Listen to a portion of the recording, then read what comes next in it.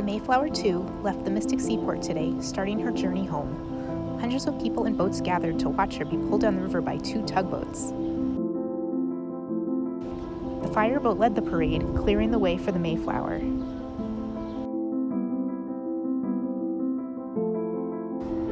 The Mayflower's first stop will be New London to get her ballast.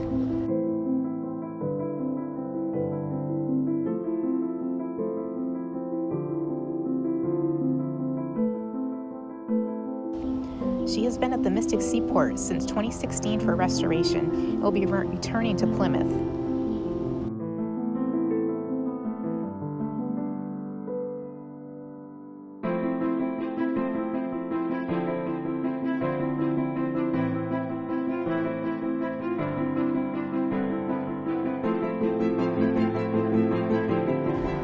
We're sad to see her go, but we're also looking forward to seeing her back at her home at Plimoth Plantation.